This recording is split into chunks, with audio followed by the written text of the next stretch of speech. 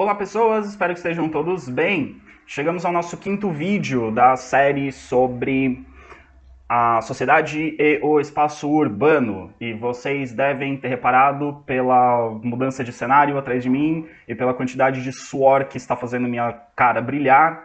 Eu voltei para a Uruguaiana, porque como diz aquela música, quem bebe do Uruguai não fica muito tempo longe de casa. Eu acho que é mais ou menos isso que a música diz. Enfim, os primeiros vídeos eu gravei lá de São Paulo, agora estou de volta em Uruguaiana para terminar esses vídeos para vocês. E a gente vai acabar falando, usando essas ferramentas que a gente vai ver nesse vídeo e no próximo para compreender um pouquinho de Uruguaiana. Eu disse que, nos vídeos anteriores, né, que a sociologia urbana, ela se volta mais às grandes cidades, às grandes metrópoles.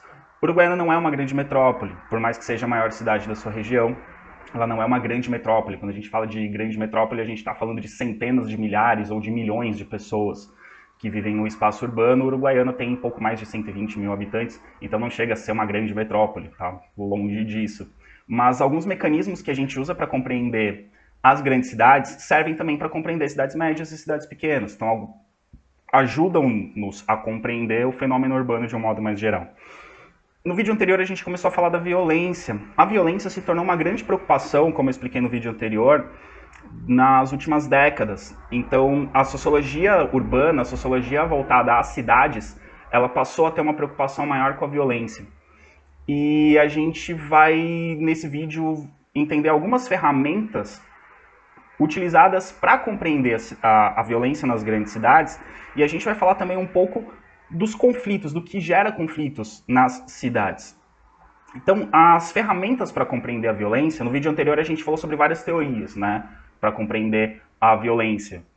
E agora a gente vai falar um pouquinho das ferramentas, né, ferramentas que a gente pode usar, independente da teoria, a gente pode lidar com essas ferramentas para compreender a violência. São elas: considerar os meios pelos quais se constrói a coesão social. Coesão social é um tema que, lá nas aulas de sociologia sobre cultura e sociedade, que vocês devem ter tido no segundo ano do ensino médio, fala-se sobre coesão social. Coesão social são os mecanismos que a sociedade constrói para que os indivíduos continuem convivendo entre si, exercendo suas funções para que a sociedade continue funcionando.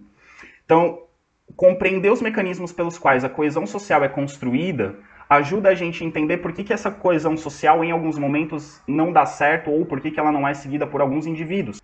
E compreender os mecanismos que fazem com que essa coesão seja construída e os mecanismos que levam alguns indivíduos não fazerem parte dessa coesão vai nos ajudar a entender um pouco da violência. A violência ela é causada, entre outros fatores, por essa falta de coesão social, quando alguns indivíduos não estão integrados à sociedade, não fazem parte desses mecanismos de interação que fazem a sociedade funcionar da melhor forma possível. Também a gente precisa compreender os valores presentes na sociedade, porque os valores presentes na sociedade é o que vão determinar o que nós consideramos comportamentos desviantes. Às vezes, um determinado comportamento que é atribuído à criminalidade numa sociedade, em outra sociedade pode ser um comportamento comum. Ou, em diferentes momentos históricos, o mesmo comportamento pode ser considerado desviante num momento e correto em outro. Por exemplo, a gente pode pensar na questão de como as mulheres se comportam na cidade. Se a gente for lá para Atenas, na antiguidade, uma mulher que passava muito tempo na rua, que passava muito tempo fora de casa, era considerado um comportamento desviante. Portanto, essa mulher seria uma mulher que estaria agindo fora dos padrões da sociedade. E combater esse tipo de comportamento era necessário.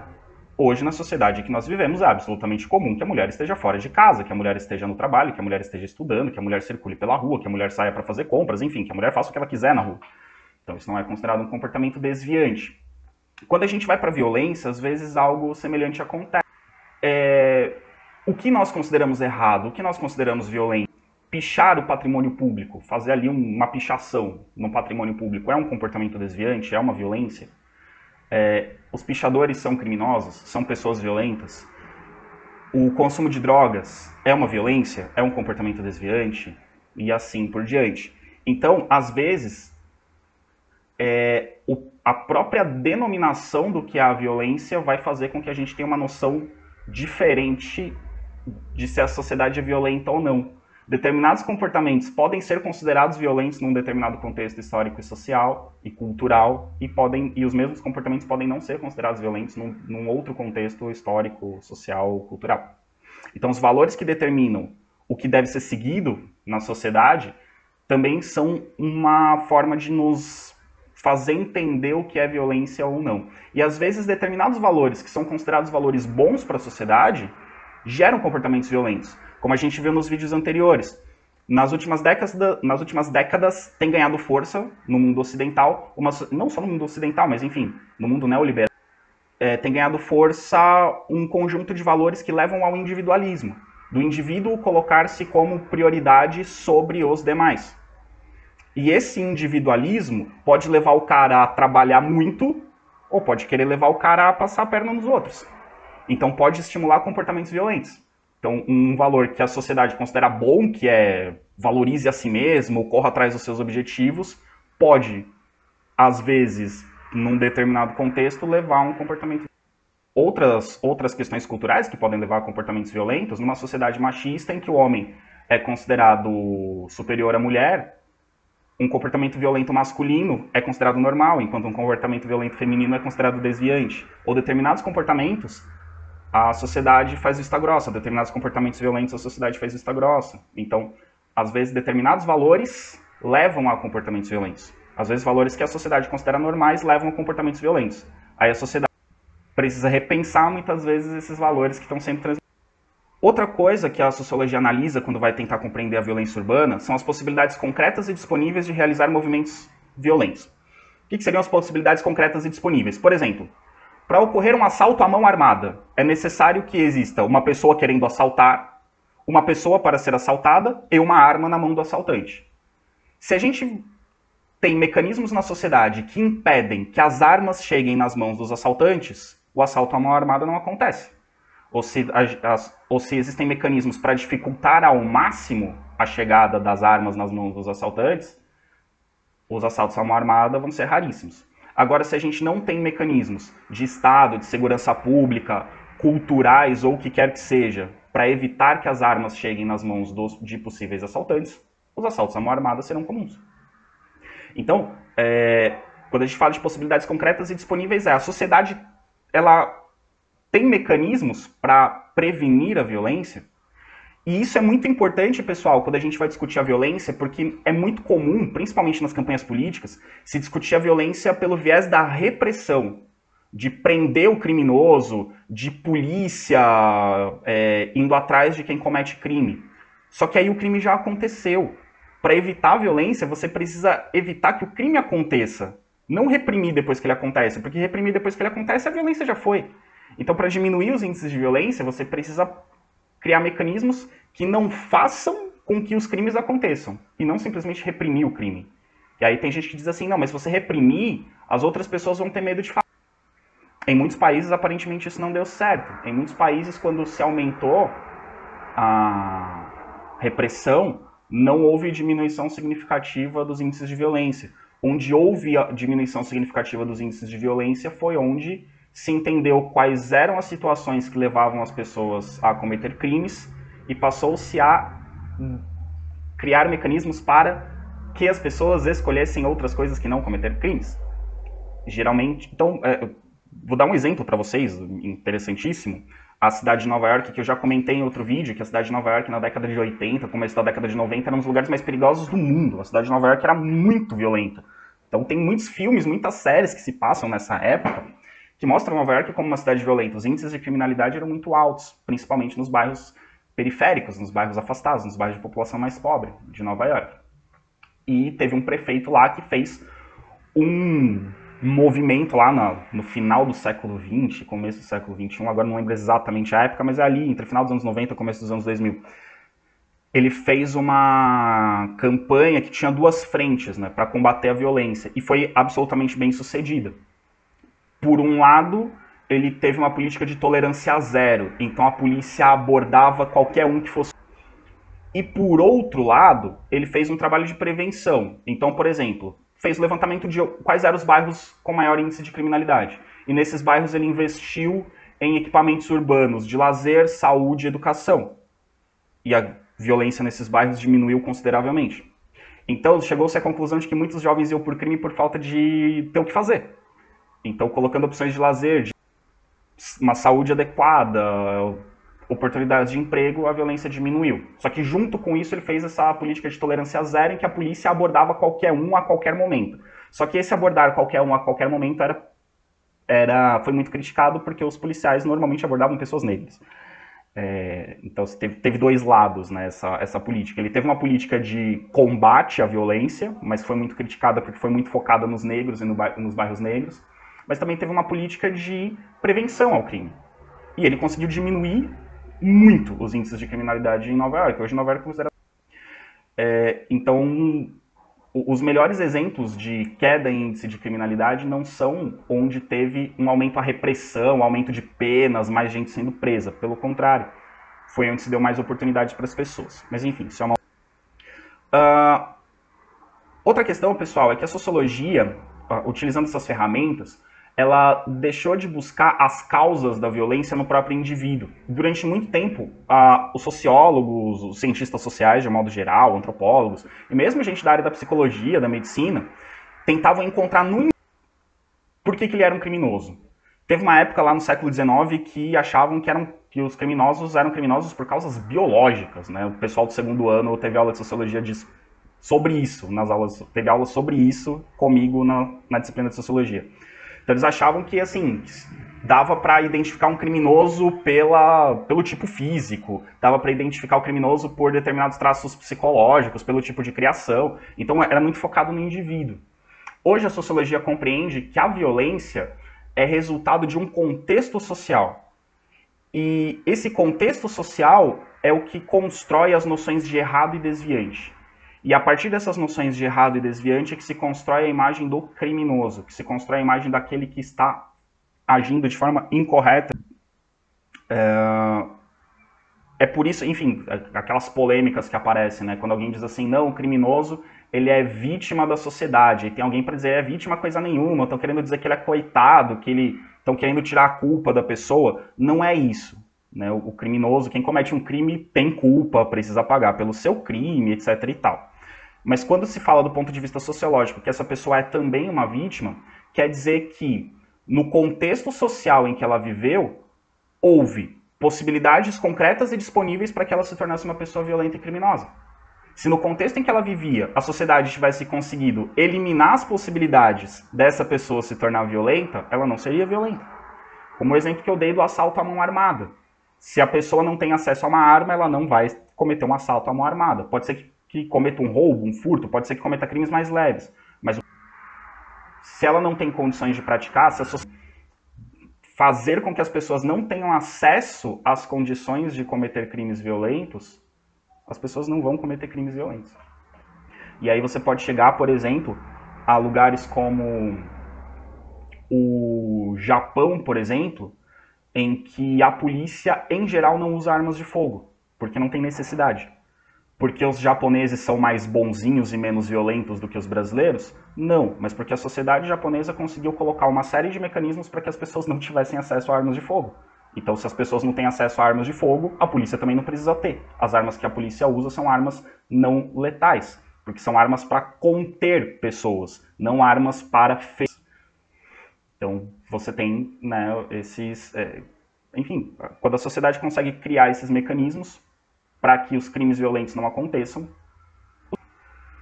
Então, mesmo que você tenha um indivíduo que queira cometer o crime violento, se ele não tiver os mecanismos para isso, ele crime. E se você tem oportunidades para o indivíduo, ele vai preferir as outras oportunidades. Então, normalmente, quanto mais fácil é entrar para o crime, mais gente entra para o crime. Quanto mais difícil é.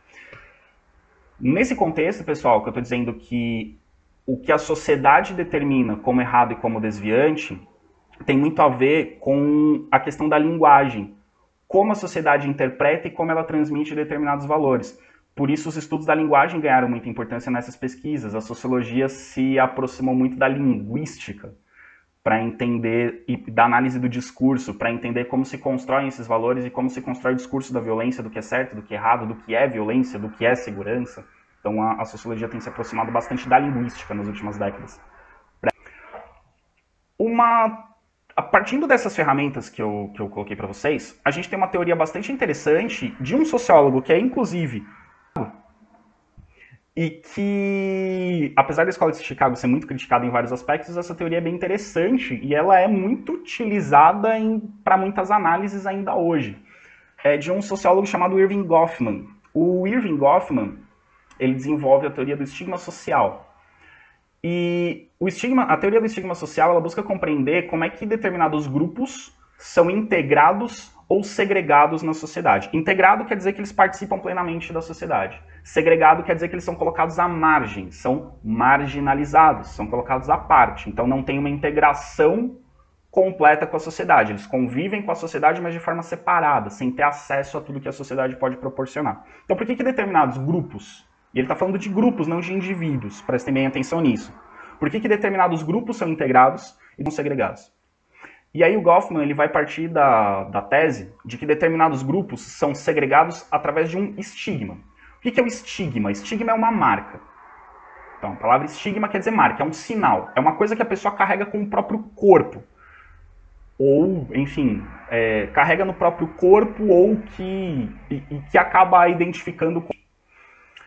As pessoas estigmatizadas, ou seja, as pessoas que carregam no corpo uma marca que as identifica como diferentes, elas não são plenamente aceitas na sociedade. E quando eu digo carrega no próprio corpo, às vezes não é necessariamente no próprio corpo, mas ela é identificada como pertencente a um grupo que não é aceitável. Que exemplos nós temos de estigmatizados? Vamos para a sociedade. Ex-presidiários, a pessoa que já foi presa, quando ela sai da prisão, ela consegue se reintegrar plenamente na sociedade? É muito difícil. É muito difícil para um ex-presidiário conseguir emprego, muito difícil. E é muito difícil conseguir emprego e em determinados lugares, em determinadas situações, é praticamente impossível, em determinados cargos, um ex-presidiário conseguir emprego. Então, o presidiário, ele carrega um estigma, ele carrega uma marca de que ele passou pelo sistema penitenciário. E no Brasil, infelizmente, nós temos ainda a concepção de que o ex-presidiário ainda é um criminoso. A sociedade precisaria rever isso, né? Entender que o criminoso é aquela pessoa que cometeu um crime ou uma pessoa que está em situação de crime, né? A pessoa que está cometendo crimes, isso seria um criminoso, a pessoa que reiteradamente está cometendo crimes. Agora, a pessoa que cometeu um crime, foi julgada, se retratou diante da sociedade, cumpriu sua pena, enfim, e é reintegrada à sociedade, ela não é mais um criminoso, a não ser que ela volte a cometer crimes. Mas se ela cometeu o crime e pagou um criminoso.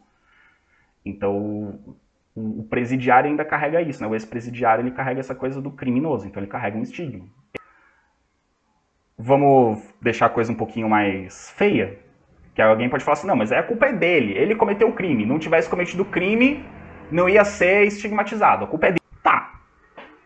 Tem toda a coisa do contexto social, aquela coisa que eu disse, né? O contexto social não faz a pessoa ser inocente, mas, de repente, se a sociedade tivesse dado oportunidades, etc, etc, enfim, mas vamos deixar essa discussão de lado por enquanto. Vamos deixar a coisa um pouquinho mais complexa.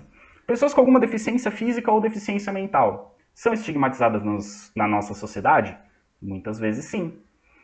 Vamos pensar na educação, nas escolas no Brasil. Quantas escolas estão preparadas para receber? Quantas escolas podem receber, por exemplo, um cadeirante sem nenhum problema? Assim, podem receber o cadeirante e o cadeirante consegue acessar todos os lugares da escola sem precisar de ajuda. É raro que isso aconteça. É muito comum que escolas que tenham cadeirantes coloquem a turma dele para ter aula numa sala térrea. Mas esse cadeirante ele não consegue acessar todos os lugares da escola. Quantas escolas públicas, por exemplo, ou mesmo particulares, vocês conhecem que tem elevador? Eu não conheço as escolas de Uruguaiana, além do IFAR, ou pelo menos conheço poucas, então eu não sei dizer quais têm elevador e quais não têm. As escolas, né, que não são térreas, elevador. Mas façam esse levantamento. Quantas escolas têm elevador? Para facilitar o acesso. Nem vou entrar no mérito de quantas escolas têm um profissional tradutor e intérprete de surdos. Quantas escolas tem? Quantas escolas têm material em braille? Tem uma biblioteca com livros em braille para atender... Aí você vai dizer, não, professor, mas esse aluno é especial. Então ele precisa estudar numa escola diferente dos outros alunos? Isso é segregar. Você está colocando ele num espaço diferente. Ele não está plenamente integrado. porque para ter acesso ao conhecimento, para ter acesso à socialização, ele é colocado num grupo à parte, onde ele só vai se integrar e se socializar com o pessoas que ele. Então você está segregando essa pessoa. Tem toda uma discussão de até que ponto estudar numa escola especial é bom ou é ruim, mas aqui a gente não está entrando na questão do estigma ser bom ou ser ruim, tá? Eu só estou falando que o estigma torna a pessoa, faz a pessoa ter um convívio separado do restante da sociedade. Não estou nem entrando no mérito se é bom ou ruim, mas esse é um exemplo de como as pessoas com deficiência mental, então, com algum tipo de doença mental ou com algum tipo de, né, de deficiência, dificuldade de aprendizado, o mesmo problema. Vamos complicar um pouco mais? Por mais que queira se negar isso, pessoal, é absolutamente evidente que nós vivemos num Brasil em que os negros são estigmatizados. Os negros não são completamente integrados na sociedade, eles têm menos oportunidades, eles sofrem preconceito, eles sofrem discriminação. A abordagem policial a um negro é diferencial a um branco. A nossa sociedade funciona assim. Então, é um estigma. Determinadas religiões, vocês devem saber muito bem o quanto as religiões de matriz africana no Brasil, por exemplo, são estigmatizadas. Não são plenamente aceitas. São vistas, às vezes, como coisa do demônio, como coisa errada, como bruxaria, enfim. Também são estigmatizados. Então, o estigma é uma característica que faz é uma característica de determinado grupo que faz com que aceite. E o estigma social ele é importante para a gente compreender a questão da violência, porque se vocês pararem para pensar, boa parte dos estigmatizados são os grupos que majoritariamente se envolvem em atos de violência. Ou que violência. Então, esses grupos são os grupos que cometem violências ou que sofrem violências, na maioria das vezes. Aqui eu não citei, mas a gente pode falar também da comunidade LGBTQIA+. São estigmatizados. Então, o estigma social ele tem relação com a violência, porque os grupos estigmatizados muitas vezes sofrem violência e muitas vezes, como alternativa à falta de integração à sociedade, cometem atos violentos para ter acesso a determinadas coisas. Outro conceito que vai aparecer aí a partir das décadas de 70 e 80 e que é um tanto complicado para algumas pessoas e que aí entra aquelas polêmicas sobre violência e o pessoal dos direitos humanos tenta intervir, aí tem alguém para falar que os direitos humanos, enfim. A violência de Estado é uma violência, isso é complexo, a questão da violência de Estado. A violência de Estado é uma violência desviante. Normalmente a gente associa a violência ao comportamento desviante, ao crime, enfim, àquilo que está fora das regras da sociedade. A violência de Estado é uma violência da sociedade. O Estado, ele, em tese, ele é o único agente legítimo de uso da violência. A única violência legítima é aquela empregada pelo Estado. E a violência legítima empregada pelo Estado é aquela que ele usa justamente para evitar os comportamentos desviantes e para manter a sociedade coesa, para manter a sociedade funcionando. É aquela violência que o Estado emprega contra aqueles que estão prejudicando a sociedade. Essa é a violência legítima. Então, de que a única violência legítima dentro de um Estado democrático de direito seria aquela violência do Estado. Porém, nem toda violência que o Estado comete é legítima. Às vezes o Estado comete violências ilegítimas. Essa violência de Estado, que é contra os comportamentos desviantes, muitos sociólogos, principalmente aqueles influenciados pelas ideias do Karl Marx, uma corrente mais marxista, ou aqueles de uma corrente mais weberiana, do pensamento do Max Weber, que são duas das principais atual, eles entendem que a violência de Estado é uma violência que o grupo dominados.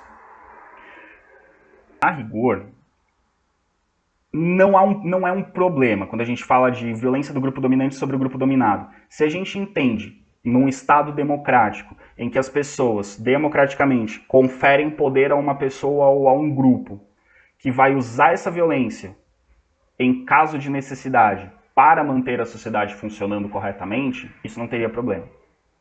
O problema é quando o grupo que está no poder o grupo que está no poder, passa a usar essa violência em benefício próprio, não pensando no bem da sociedade, mas para manter os próprios benefícios, os próprios privilégios e evitar que outros grupos tenham acesso a isso. Isso seria uma visão mais marxista, né, da burguesia dominante usando a violência contra os trabalhadores.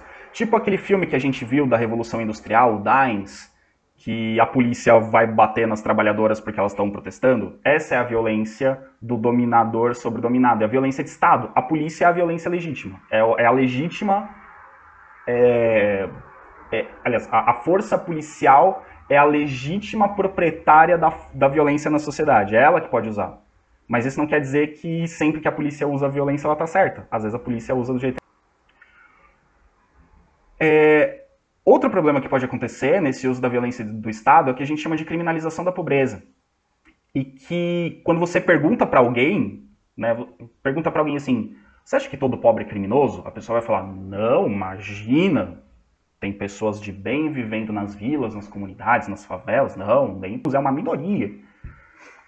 Mas se você mostra uma foto de uma pessoa na favela usando roupas típicas na favela para essa mesma pessoa e pergunta, você acha que essa pessoa tem cara de criminoso? A pessoa fala assim, olha, não quero julgar, mas eu acho que tem.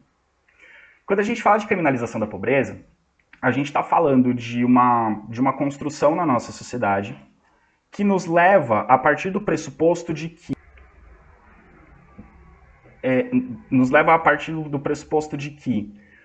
para combater a criminalidade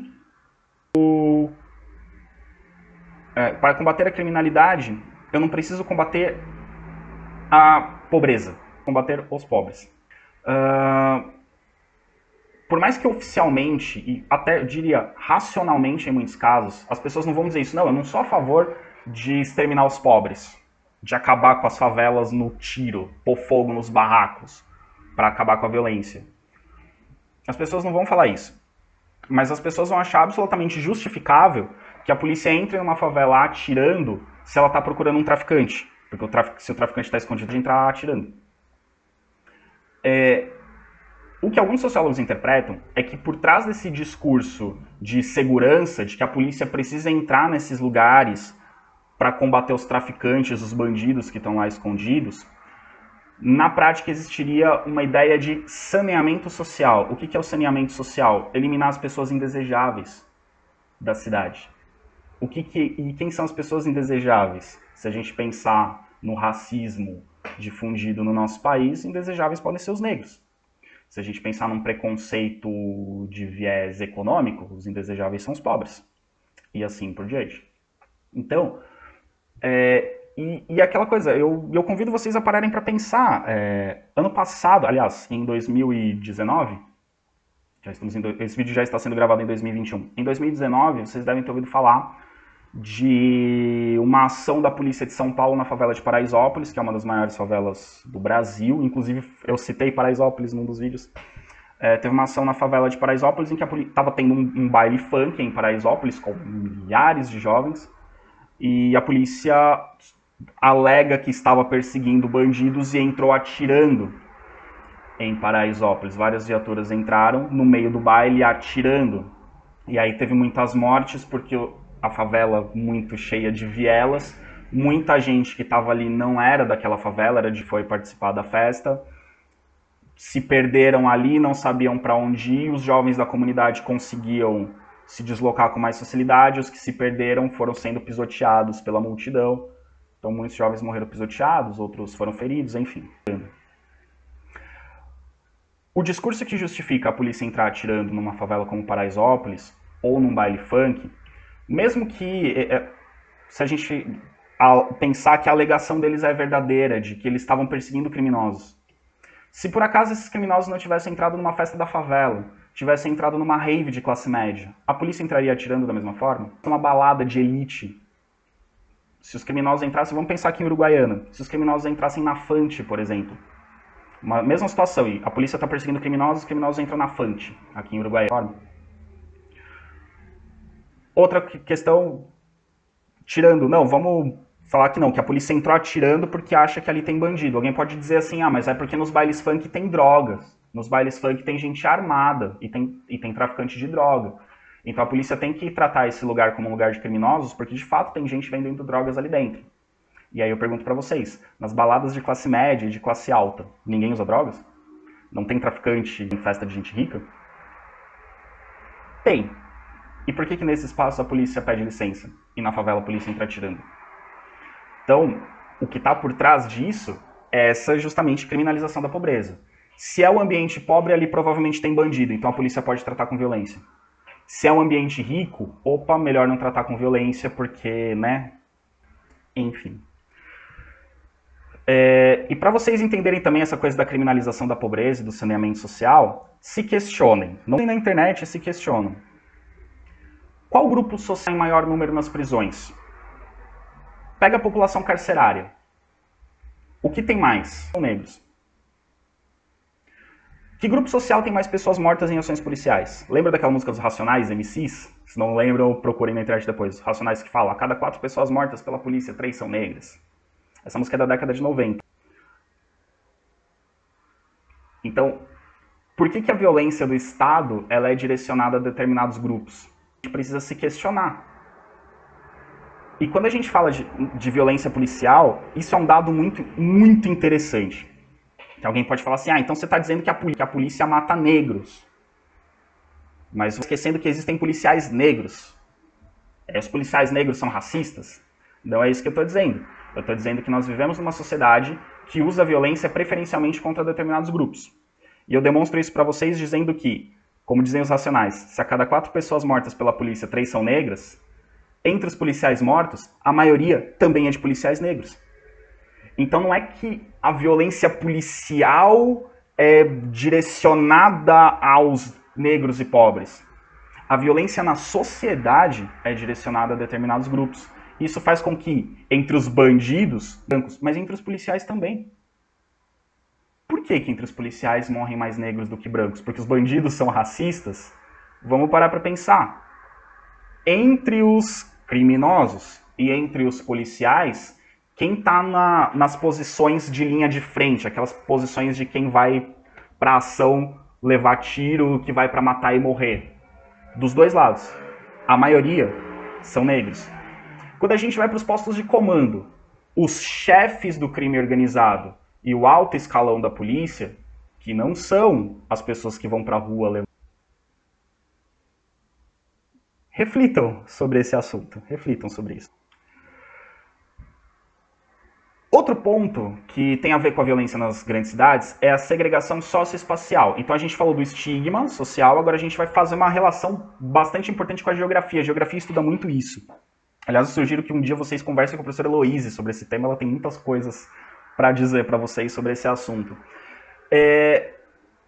O que é a segregação socioespacial? É quando o espaço da cidade ele é determinado para que determinados lugares sejam ocupados por determinados grupos e outros lugares sejam ocupados por outros grupos.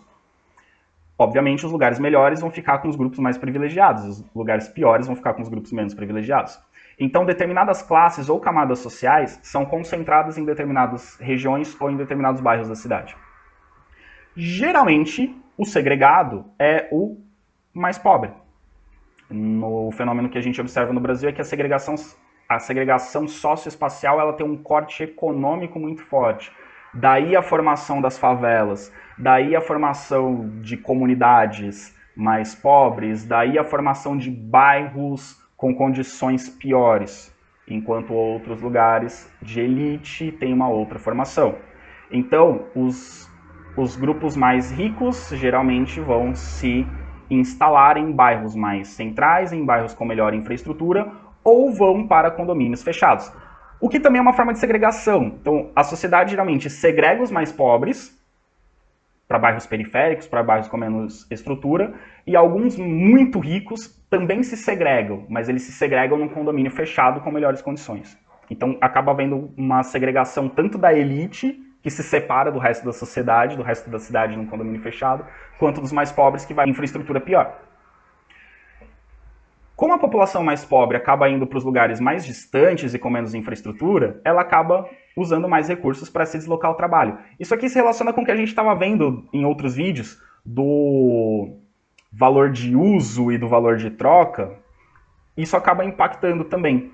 Como a população mais pobre acaba vivendo em lugares mais distantes, ela acaba proporcionalmente gastando mais, porque muitas vezes, ao invés de pegar uma condução, vai pegar duas, vai pegar três. Quem vai de carro gasta, ou de moto gasta mais gasolina e assim por diante. É muito interessante isso, pessoal, do morar mais longe e gastar mais para se deslocar.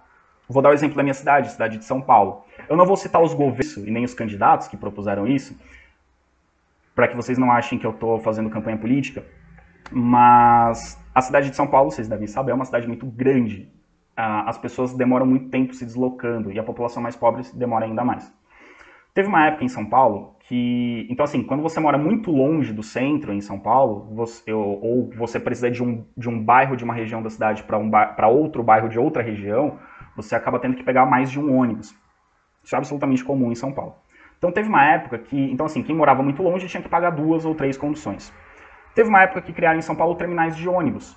Então se você pegava um ônibus até esse terminal de ônibus, então cada região tinha o seu terminal. Se você pegava um ônibus até esse terminal e pegava outro ônibus dentro do terminal você não pagava uma segunda condução. Então muita gente, para fazer esses caminhos mais longos, ia para dentro do terminal e de dentro do terminal ia para outro lugar.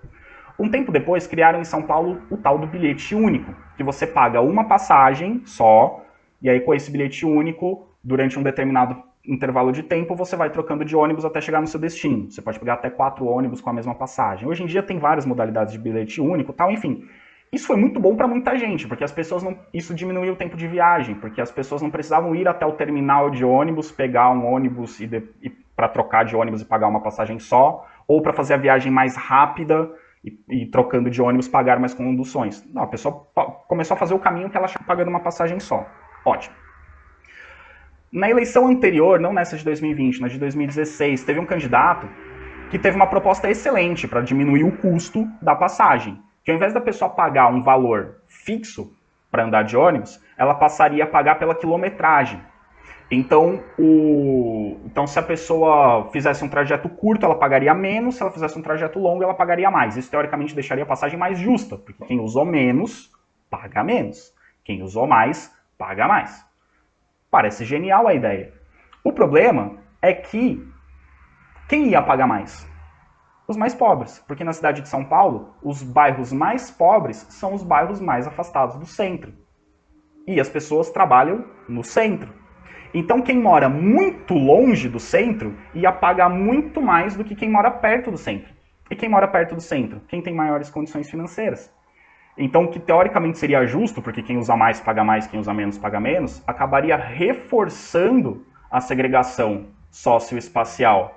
Porque para a pessoa que está na periferia chegar no centro, onde ela vai ter o trabalho, onde ela vai ter as opções de lazer, ela ia ter que pagar muito mais caro pelo transporte. E aí, obviamente, essa proposta não foi para frente, esse candidato não ganhou. Foi muito criticado e esse candidato não ganhou. E ele tentou de novo em 2020 e perdeu de novo, ainda bem. Mas, enfim, então, por essa dinâmica da segregação socioespacial, determinados grupos vão ficar afastados daquilo que a cidade proporciona. E outros grupos vão ficar próximos e vão ser beneficiados. Então as melhores escolas, os melhores hospitais, os melhores serviços, as melhores opções de lazer vão ficar próximo da população mais rica. Se vocês pararem para pensar, Uruguaiana tem exatamente esse problema. No centro de Uruguaiana tem tudo. Parte da população de Uruguaiana não mora no centro. Onde tem cinema em Uruguaiana? Centro. Onde estão as agências de banco? Centro. As principais lojas, o principal comércio? Centro. Quais são os bairros mais populosos de Uruguaiana? João Paulo II e União das Vilas, que estão longe do centro. Então a maior parte da Uruguaiana está disso que a cidade oferece. E se quer se deslocar para o centro para utilizar alguma dessas coisas, ou vai ter que pegar o ônibus, num sistema de transporte bem ruim, que é o de Uruguaiana, ou vai ter que pegar um garupa e gastar dinheiro, ou vai ter que pegar uma moto e gastar dinheiro com isso, ou vai ter que usar o próprio carro e o combustível e pagar o combustível do carro. E quem mora no centro, que teria mais condições de pagar esse transporte? Vai a pé, porque está pertinho de casa. Então a cidade uruguaiana tem essa dinâmica de uma segregação socioespacial, que tende a reforçar. Quem mora muito longe do centro não vai sempre para o centro, vai só de vez em quando. Então você tem também uma certa higienização social. As pessoas pobres, feias e sujas não ficam andando no centro o tempo todo. Só vem de vez em quando. E aí isso, pessoal, vai gerar uma cidade com espaços desiguais. A distância social ela se reproduz pela distância espacial. Então, o rico e o pobre, eles não estão só distantes economicamente, eles vão estar distantes espacialmente, eles vão estar em lugares diferentes na cidade. Eventualmente, eles vão estar até próximos. Só que eles vão estar próximos sem contato quase nenhum. Como eu já expliquei para vocês em outro vídeo, como é a favela de Paraisópolis e o bairro do Morumbi, em São Paulo, que são vizinhos, mas um é um bairro muito rico e a outra é uma favela, muito pobre. Eles são vizinhos, mas a população de um e de outro praticamente não entram em contato. As ruas e avenidas de um praticamente não se misturam com as ruas e avenidas de outro. Então, por mais que eles estejam próximos, eles meio que não se... são ambientes isolados. E aí o que acontece, né, com essa distribuição da cidade, nessa segregação socioespacial? As oportunidades e os serviços da cidade estão literalmente distantes de quem precisa. Então quem precisa está literalmente longe pela cidade. E quem não precisa tanto está próximo. E essa segregação tem um outro problema, tal contato com o diferente, o que reforça os preconceitos. Se eu vivo dentro de um condomínio fechado, em que só moram pessoas ricas e brancas, e eu ouço que as pessoas negras e pobres são perigosas, sempre que eu ver nas raras vezes em que eu ver um negro pobre na rua, eu vou ter medo. Vou reforçar esse preconceito. Quanto menos contato eu tenho com alguém, maior a chance de eu ter preconceito com esse alguém. Então, quando você tem uma segregação socioespacial, o preconceito de um grupo para com o outro ele se reforça, porque esses grupos não têm contato. Então, o preconceito tende a se reforçar. E além de reforçar o preconceito, as diferenças tendem a ser naturalizadas. Ou seja, eles vivem lá porque eles sempre viveram lá e é da natureza deles viver lá, e eu vivo aqui porque eu sempre vivi aqui, minha família é daqui e é da minha natureza viver aqui. Então, as pessoas vão deixando de entender que essas diferenças elas são socialmente, historicamente construídas. Que talvez não devesse ser assim, mas que acabou sendo assim por algum motivo. Então, quando a gente fala da segregação no espaço urbano, a gente tem algumas formas em que ela se manifesta. Uma é justamente a oposição entre centro e periferia, que é a mais comum pra gente. Quem vive no centro vive melhor, quem vive na periferia, distante daquilo que tem no centro, dos serviços que são oferecidos no centro, acaba vivendo pior. Você tem a especulação imobiliária. A especulação imobiliária eu compro terrenos num determinado lugar, ou compro moradias, compro prédios, enfim, compro imóveis num determinado lugar que eu acho ou que eu imagino que vai ter melhorias no futuro. Então agora ele está barato. Mas eu vou lá, eu sou um rico investidor, eu compro vários terrenos, várias coisas ali naquele lugar e seguro. Aí, futuramente, quando construir uma estação de metrô, quando construir um terminal de ônibus, quando construir uma escola, um hospital, um posto de saúde, alguma coisa naquele lugar, aquele lugar vai valorizar. E aí, quando ele valoriza, eu vendo. E aí, eu vendo ou construo um prédio de classe média, de classe alta, valorizou. Então isso é especulação imobiliária. E outra forma de segregação é o zoneamento urbano. O zoneamento urbano ele pode integrar ou ele pode ser usado para segregar. O que é o zoneamento urbano? O zoneamento urbano, toda cidade tem, né, um plano dizendo quais áreas da cidade são para comércio, para moradia, o que pode ter em cada área da cidade. Normalmente isso é feito pela Câmara dos Vereadores, pelo prefeito, enfim, determinando o que pode ser feito em cada área da cidade. Isso é o zoneamento urbano. Então, de novo, o exemplo da minha cidade, a cidade de São Paulo, teve umas polêmicas alguns anos atrás, porque, por exemplo, tentaram reformular o zoneamento urbano de São Paulo, alguns bairros que eram só residenciais iam passar a poder ter comércio, então aí os moradores não queriam, porque o bairro ia ficar muito agitado, enfim, tem várias discussões desse tipo, mas o zoneamento urbano é isso. E o que acontece é que muitas vezes esse zoneamento urbano, da forma como ele é feito, ele acaba segregando determinadas populações. Porque ele vai determinar às vezes, ele vai formar determinadas áreas, a forma como ele é feito vai fazer com que determinadas áreas sejam muito valorizadas e a população mais pobre não tenha como acessar esse lugar, das áreas que são mais distantes. Então, né, revendo aqui a questão da especulação imobiliária. Vocês repararam que aqui é uma charge, né? Nessa imagem é uma charge e aqui é uma foto. Isso existe de verdade, é lá em São Paulo, tá? É um condomínio de milionários. Vocês estão vendo aí que cada sacada tem uma piscina particular. Tem um muro e do lado é a favela. Isso existe em São Paulo, tá? Isso não é uma montagem, isso realmente existe. Então, de novo, a especulação imobiliária, só retomando, então investidores compram imóveis em regiões que receberão alguma melhoria esperando lucrar com a valorização. Então, fico sabendo que vai construir uma melhoria naquele bairro. Eu vou lá e compro vários imóveis e espero aquilo ali melhorar para eu caro ou construir um prédio, enfim. Então, a especulação imobiliária acaba fazendo geralmente áreas ou próximas de serviços de qualidade ficam mais caros. E aí o mercado imobiliário formal, né, ou seja, eu comprar meu terreno legalizado, ter a escritura da minha casa, esse tipo de coisa, fica inacessível ou pouco acessível para a maior parte da população. Então as pessoas acabam indo para áreas irregulares, muitas vezes, onde vai ficar mais barato para ela fazer a sua casa. Só que o que acontece, isso é bem interessante, e isso explica o porquê vocês estão vendo, de uma favela colada num condomínio de luxo. Essas pessoas muito ricas precisam de gente para trabalhar para elas. Empregada doméstica, motorista, faxineiro, jardineiro, segurança, etc, etc, etc.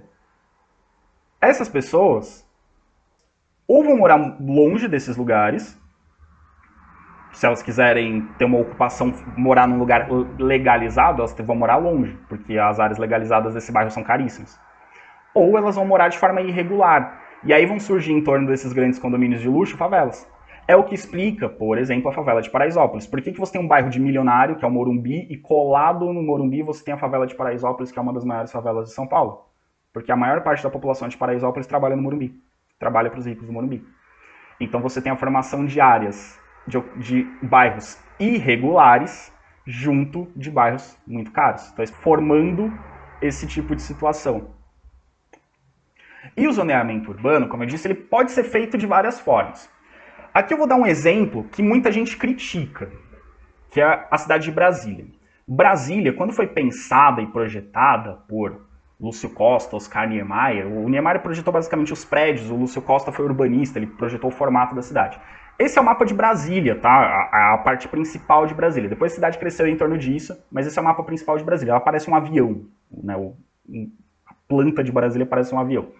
Se vocês repararem, Brasília ela foi projetada com um zoneamento, tendo setores específicos. Então você tem o eixo residencial, você tem o eixo monumental, que é onde estão os prédios do governo, é onde estão os prédios dos poderes, tá? O eixo monumental onde estão os ministérios, onde está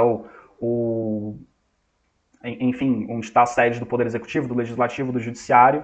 Você tem o setor hoteleiro, então todos os hotéis de Brasília estão no mesmo lugar. Você tem o setor bancário, todos os bancos de Brasília estão no mesmo lugar. Você tem o setor cultural, então os serviços culturais também estão todos no mesmo lugar. Então você criou áreas específicas para cada atividade em Brasília. Qual que é o problema disso? Qual que é o problema que isso deu? Assim, pensando, assim, a princípio, Brasília parece ser extremamente bem organizado. Então, assim, se eu quero ir num banco, qualquer banco que seja, eu vou naquele lugar. Se eu quero ir num hotel, eu sei que todos os hotéis são naquele lugar. O setor comercial também, quero ir comércio, todos os comércios são no mesmo lugar. Qual que é o problema de Brasília? É tudo longe. Se você está no setor residencial e você dá azar de morar na pontinha da asa, os bairros são chamados de asa norte e asa sul. Na verdade, o mapa está meio tortinho ali. O lado direito, a direita do mapa é o norte, a esquerda é o sul. Se você dá azar de morar numa das pontas da asa norte ou da asa sul, alguma coisa, você vai ter que andar muito.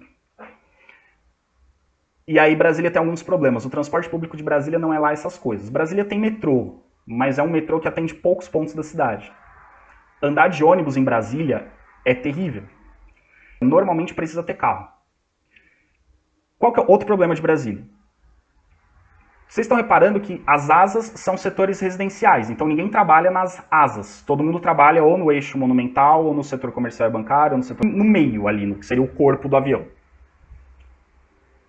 Então deu horário ali, fim da tarde, para as asas é insuportável, porque todo mundo sai ao mesmo tempo para o mesmo lugar. Então o zoneamento foi feito de um jeito que parecia interessante, mas no fim das contas ficou uma coisa muito estranha. Ficou bem zoado Brasília. Sem contar que quem mora nas asas geralmente são os funcionários desses setores ou os funcionários do governo. Só que você tem um monte de gente, faxineiro, motorista, gente que tem ocupações mais simples e que não tem dinheiro para morar nas asas, porque elas são caras. Porque apesar de ser chatinho morar ali, são os lugares mais próximos do centro, de onde interessa o que tem em Brasília. E aí o que existe no Distrito Federal, além da cidade de Brasília, que vocês já devem ter ouvido falar? As cidades satélite. O que são as cidades satélite? Na prática, são vários bairros da população mais pobre que trabalha em Brasília. Então a galera que não tem dinheiro para morar nem nas asas, mora muito longe do centro de Brasília. Mas essas cidades satélites, basicamente, é só moradia. Essas pessoas geralmente trabalham no centro de Brasília ou trabalham nas casas dos eixos residenciais. Então aí você tem o surgimento dessas cidades satélites em volta de Brasília. Então Brasília, tudo que tem em Brasília de importante está concentrado num ponto específico e as pessoas vão morando cada vez mais longe, até ter gente que mora muito longe e que tem que se deslocar todo dia para ir voltar porque está muito longe. Então o zoneamento de Brasília não levou em consideração o crescimento da população que tem hoje. Então acabou sendo feito de um jeito que Brasília é uma cidade extremamente elitizada. Se você anda pelo centro de Brasília, é só coisa muito cara, coisa muito chique, coisa pra gente que tem muito dinheiro.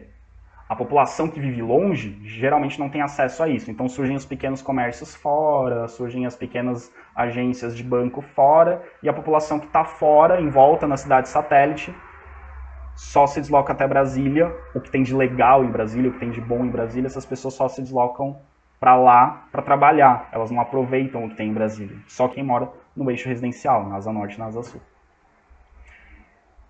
Próximo vídeo, pessoal, a gente vai continuar falando das cidades, mas a gente vai falar dos modelos de cidade, das lógicas de organização e gerenciamento das cidades. Então,